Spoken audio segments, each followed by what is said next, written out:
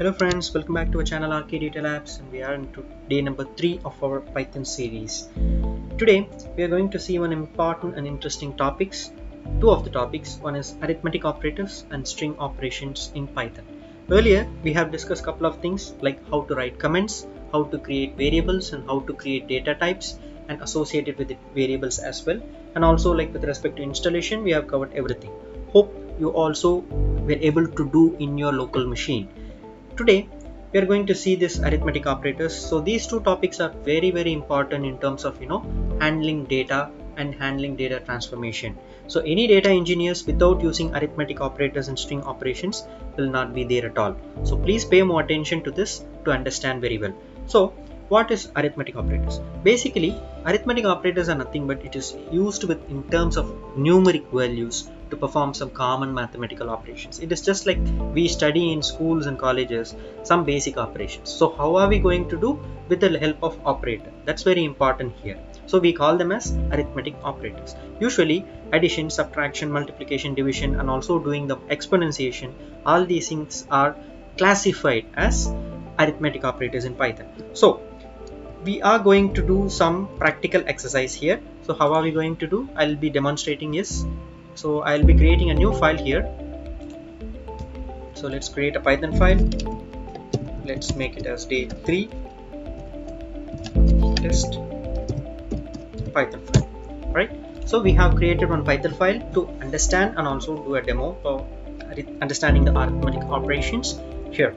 So before going into that, let me create two different variables. Let's say like sum2 and let's make 3. So as I told before, we have to print the statement in order to get the output respectively in the terminal. So what I'm going to do, simple. So sum1, so if I want to plus it, simple, sum2, that's it. So you want to just run it, that usually you know how to do it. So you can basically change all these arithmetic operators whichever you are requested to have it as per your requirement. So these things are very fundamental for a Python developer that he wants to understand clearly and completely. Let's say I'm having this, let's say 10 divided by 3.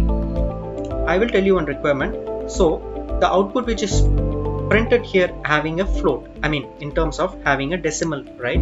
So your requirement is to truncate and format, and you want to give the closest integer. How do you do? Simple. You can just simply put one more slash and you can just run it. You will be able to get truncated and formatted to a nearest and closest integer. Alright, so now next thing is you want to take the exponentiation function. So there is some function here. So this is simple called star. You can use it. So 10 power 3. So 10 to the power of 3, how you can give it is sum1 and give double star and then followed by the variable. So sum1 and sum2, 10 exponentiation and 3, which gives you the answer of 1000. Let's say very simply I will put like 2. Okay, so to understand better, so 2 to the power of 3, always it is giving us 8. So this is very basic, guys. So arithmetic operators, again one more level I would like to tell you. So there is something called, we call that as BODMAS rule. So we might have understand like what is BODMAS, bracket of division, multiplication, addition and subtraction. So basically it has all the operators combined. So here also we can able to simply the Python code easily able to understand and gives you the result accordingly. Let's say sum 3, so 2 into 3 plus 4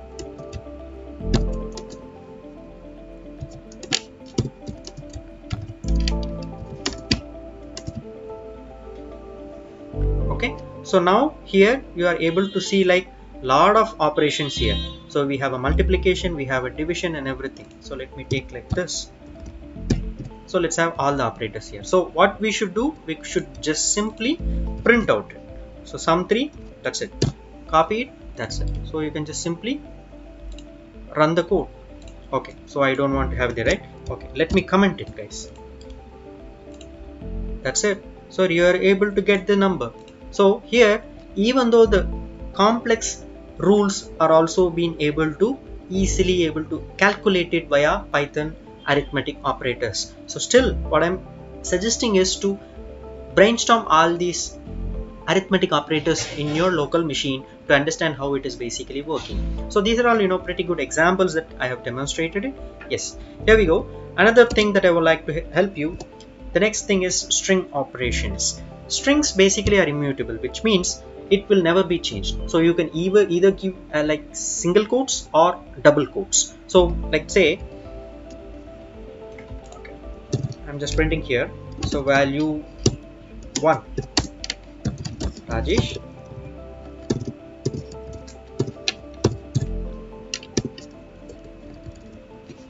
okay. You can even give this as single quotes or double quotes, anything as you wish. So both will be treated as string, anything you wish. If you don't give single or double quotes, it will just simply treat it as a numeric value. Value 2 Kanna, you have the value here. So now, as I said before, if you want to concatenate it, simply put it value 1 and then plus value 2. Run it, you may be able to get the concatenated value. As I already told before, if you want to have a space in between, you can just simply add this.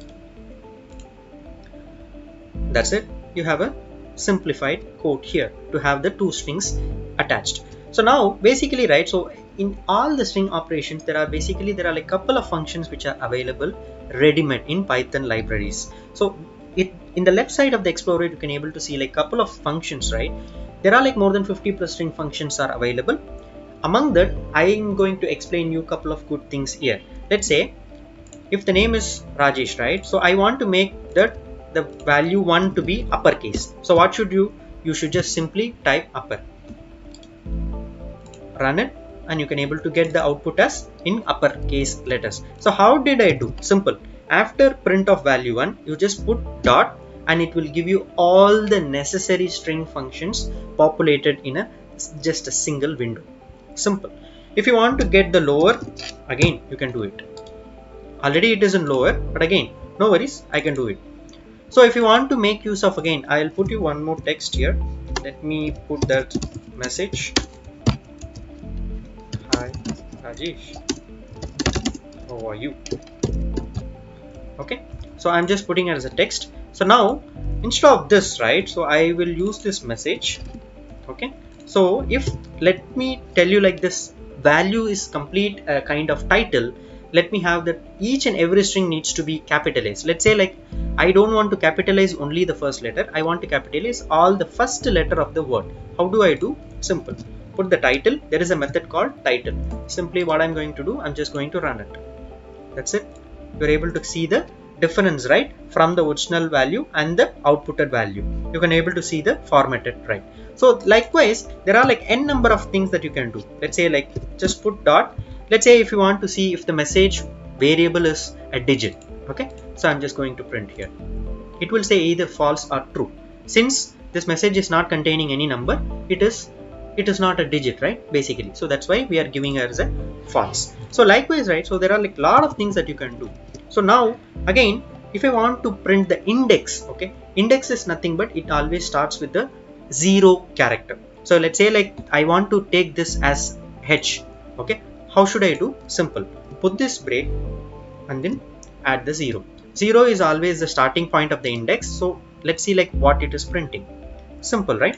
H. If I want to get 2 digits, simple. 0:1.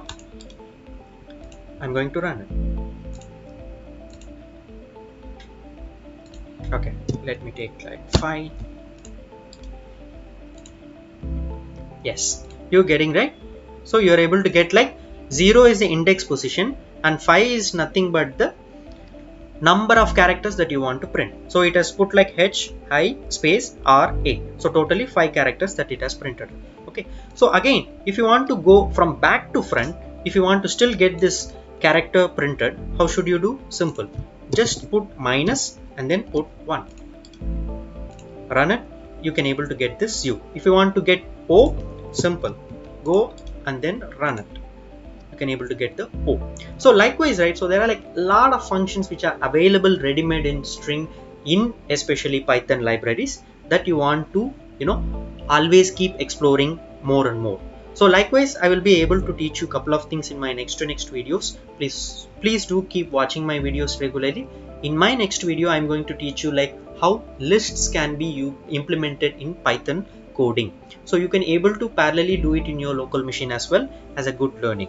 So if you really like my videos, keep watching and subscribe me. Thank you very much, guys. Bye.